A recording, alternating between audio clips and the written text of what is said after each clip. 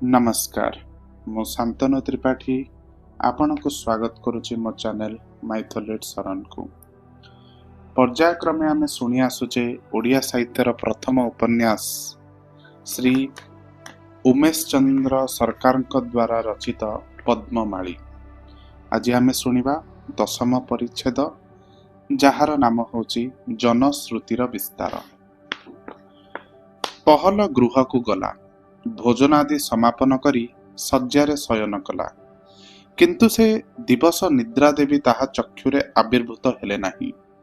अन्यान्य दिवस पहल भोजनांते शय्यारे हस्त विस्तार करी उपाधान रे मस्तक रक्षा कला मात्रे निद्रारे अभिभूत हुए, किंतु आजि ताहार व्यतिक्रम हेला।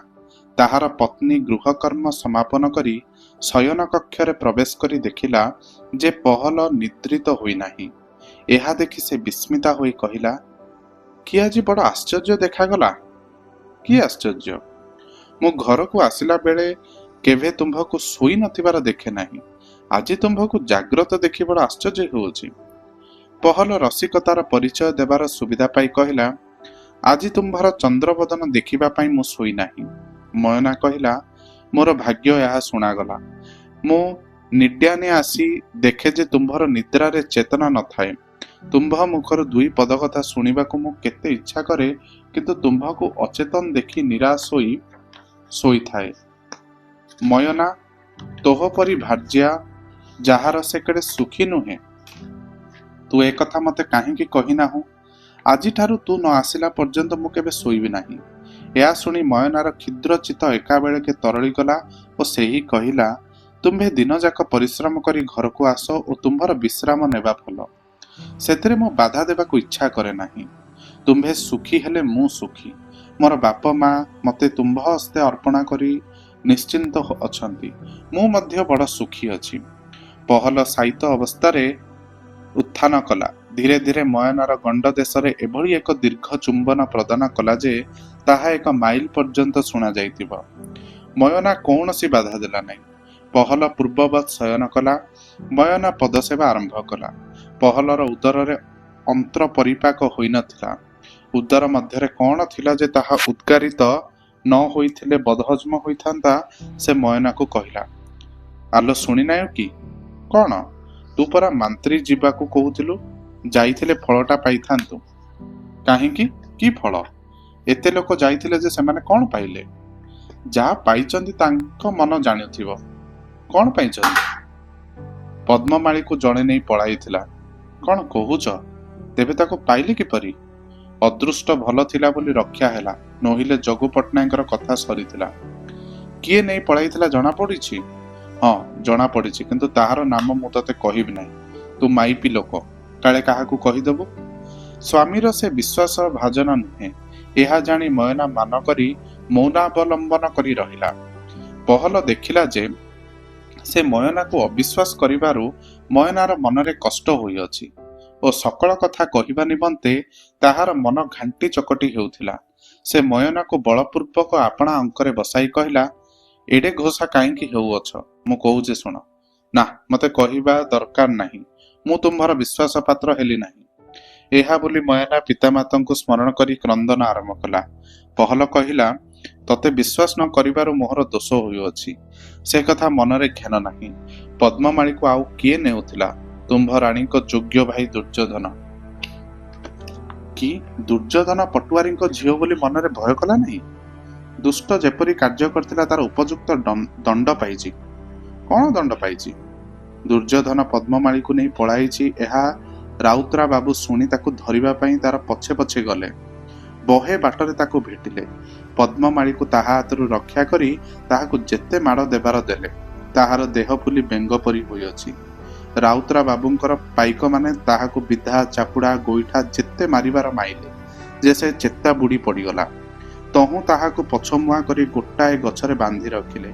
से राति जाक सेई पर रहला। तेबे ताकू फिटाई देला कि? आउ कि गुणवंत बलवंतरा? से पोड़ा मुहाटा काई फिटाई देला? जेपरी फिटाई देला सेथरे फल पाइला। से कि फल पाइला? दुर्योधन फिटिला क्षणी बलवंतर पिठी को दुई विधा मारला।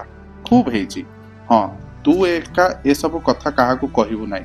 ସେ ଦୁଷ୍ଟ ଶୁଣିଲେ ଅନର୍ଥ କରିପାରେ।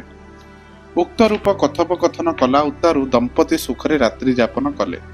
ପ୍ରତ୍ୟୁଷେ ପହଲ ନିଜ କାର୍ଯ୍ୟକୁ ଗଲା ଓ ମୟନା ଗୃହ କର୍ମରେ ପ୍ରବିଷ୍ଟ ହେଲା, କିନ୍ତୁ କୌଣସି କର୍ମରେ ତାହାର ମନ ନିବିଷ୍ଟ ହେଲା ନାହିଁ।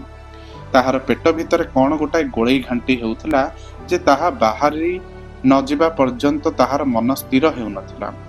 ଗୃହ ପରିମାର୍ଜନା କରୁ କରୁ ସମାର୍ଜନୀ ହସ୍ତେ ସେ ତା ଶାଶୁ ନିକଟରେ ଉପସ୍ଥିତ ହେଲା। ବୁଢ଼ୀ ଦନ୍ତ ଧାବନ କ୍ରିୟାରେ ବ୍ୟସ୍ତ ଥିଲା। ମୟନାକୁ ତାହା ନିକଟରେ ଦେଖି ପଚାରିଲା, କିଲୋ ବୋହୂ, କ'ଣ ହୋଇଛି? ଆଉ କ'ଣ ହୋଇଛି ତୁମେ ଶୁଣିନାହଁ କି? ଏହା କହି ପଦ୍ମମାଳୀ ଓ ଦୁର୍ଯ୍ୟୋଧନର ବୃତ୍ତାନ୍ତ ଯାହା ପହଲଠାରୁ ଶୁଣିଥିଲା ଅବିକଳ ବର୍ଣ୍ଣନା କଲା। ସବୁ ବର୍ଣ୍ଣନା କରି ମୟନା କହିଲା, ପଟୁଆରୀଙ୍କର ଭାରି ସୁକୃତ ଯେ ମୟୂରଭଞ୍ଜର ରାଉତରା ବାବୁ ଘୋଡ଼ାରେ ଚଢ଼ି ସେ ଅନ୍ଧାର ରାତିରେ ଦୁର୍ଯ୍ୟୋଧନକୁ ଧଇଲେ ଓ ପଦ୍ମମାଳୀକୁ ତାହା ହାତରୁ ଛଡ଼ାଇ ନେଲେ। କିନ୍ତୁ ତା ବାଦ କ'ଣ ହେଲା କିଏ ଜାଣେ? ଆଚ୍ଛା, ତୁମ୍ଭେ କହିଲ, ଟୋକିର ଇଚ୍ଛା ନଥିଲେ କି ଦୁର୍ଯ୍ୟୋଧନ ତାକୁ ନେଇପାରନ୍ତା? ଆଜିକାଲିର ଟୋକିମାନେ ମଣିଷଙ୍କ ଉପରେ ପଡ଼ିବେ, ମଣିଷଙ୍କର ଦୋଷ କ'ଣ? ଏପରି ହଜାର ଦୁର୍ଯ୍ୟୋଧନ ଆସନ୍ତୁ, ମୁଁ ଦେଖିବି। ମୟନା ଏପରି ତାହାର ମନର ଭାବକୁ ଲାଘବ କରି ଗୃହ କର୍ମରେ ବ୍ୟସ୍ତ ହେଲା। ତାହାର ଶାଶୁ ଆଶୁ କୌଣସି କର୍ମ କରିବାର ନ ଦେଖି ତାହାର ପୁରାତନ ବନ୍ଧୁ ଜୟକୃଷ୍ଣ ପଟ୍ଟନାୟକଙ୍କର ମାତାଙ୍କ ସହିତ ଦୁଇଟା ଗଳ୍ପ କରିବା ସକାଶେ ତାହାଙ୍କ ସଦନରେ ଉପସ୍ଥିତ ହେଲା। ଉଭୟ ସମବୟସ୍କା ଓ ପରସ୍ପରଙ୍କର ବନ୍ଧୁ। ପହଲର ମାତା ସର୍ବତ୍ର ଘୋଷଣା କରି କହୁଥାଏ ଯେ ଜୟମା ପରି ଲୋକ ଜଗତରେ ନାହିଁ। ଜୟମା କହେ ଯେ ପହଲ ମା ପରି ଭଲ ଲୋକ ସେ ତା ଜନ୍ମରେ ସୁଦ୍ଧା ଦେଖି ନାହିଁ। ପହଲ ମାକୁ ଦେଖି ଜୟମା କହିଲା, କି ପହଲ ମା, ଆଜି ବହୁତ ଦିନରେ ଏଡ ମାଡ଼ିଲ? ପହଲ ମା କହିଲା, କ'ଣ କହିବି ଭଉଣୀ, ଆଜିକାଲି କି ଆସିବାର ଫୁର୍ସତ ଅଛି? ଟୋକାଟା ତ ରାତିଦିନ କାମ କରିବାକୁ ଯାଇ ବାହାରେ ଥାଏ। ଆଜିକାଲି ଯେଉଁ ସମୟ ହେଲାଣି ଏଥିରେ କି ଭୁଆଶୁଣୀ ବୋହୂକୁ ଛାଡ଼ି କେଉଁଟାକୁ ଯାଇପାରେ? କାହିଁକି, ଆଜିକାଲି କ'ଣ ହୋଇଛି? ବଡ଼ ବଡ଼ ଘରେ ଯେଉଁ କାରଖାନା ହେଉଛି, ଆମ୍ଭେ ଗରିବ ଗୁରାବ ଶୁଣି ବଡ଼ ଅସ୍ତବ୍ୟସ୍ତ ହେଲୁଣି। ବଡ଼ ବଡ଼ ଘରେ କି କାରଖାନା? ପହଲ ମାକୁ ଆଉ ବିଶେଷ ପଚାରିବାର ନଥିଲା। ଏହି ପ୍ରଶ୍ନର ଉତ୍ତରରେ ସେ ତା ବୋହୂଠାରୁ ଯାହା ଯାହା ଶୁଣିଥିଲା ସମୁଦାୟ ଅନୁପୂର୍ବକ ବର୍ଣ୍ଣନା କଲା ଓ ମଧ୍ୟରେ ମଧ୍ୟରେ ତାର ନିଜର ଟିକା ଟିପ୍ପଣୀ ଲଗାଇଦେଲା। ସମୁଦାୟ କହିଲା ଉତ୍ତାରୁ ଏସବୁ କଥା ଆଉ କାହାକୁ ନ କହିବା ପାଇଁ ଜଜିମାକୁ ପୁନଃ ପୁନଃ ସାବଧାନ କରି ପହଲ ମା ଆପଣା ଘରକୁ ଫେରିଗଲା। ଏମାନଙ୍କର କଥୋପକଥନ ଜୟୀମାର ଚାକରାଣୀ ଯମୁନା ଗୁପ୍ତ ଭାଗରେ ଶୁଣୁଥିଲା। ସବୁ ଶୁଣି ସେ ତୁନି ହୋଇ ରହିପାରିଲା ନାହିଁ। ସେ ଯାଇ ତାହାର ପ୍ରିୟ ବନ୍ଧୁ ଦାମ ମାକୁ ସବୁ କହିଲା। କହି କରି ଏସବୁ କଥା ଆଉ କାହାକୁ କହିବାକୁ ମନା କଲା। କିନ୍ତୁ ଦା ମା ଖାଇବା ସକାଶେ ଘରକୁ ଆସିଲା ମାତ୍ରକେ ଦା ମା ତାହାକୁ ଆଦ୍ୟପ୍ରାନ୍ତ ସମୁଦାୟ କହିଲା। ଦାମା ଏସବୁ ଶୁଣି ତାର ପ୍ରିୟ ବନ୍ଧୁମାନଙ୍କୁ ଏ ସମ୍ବାଦ ଦେବା ସକାଶେ ମଦ ଖଟିକୁ ଦୌଡ଼ିଲା ଓ ସେଦିନ ତାହାର ବନ୍ଦୋବସ୍ତ ଅପେକ୍ଷା ଅଧିକ ଦୁଇଟା ଗୁଳା ଖାଇଥିଲା ବୋଲି ଆମ୍ଭେମାନେ ବିଶ୍ୱସ୍ତ ସୂତ୍ର ଅବଗତ ଅଛୁ। ସେଠାରେ ଏ ସମାଚାର ପ୍ରଚାର ହେଲାରୁ ଅନେକ ତର୍କ ବିତର୍କ ଓ ବାକ୍ ବିତଣ୍ଡା ହେଲା।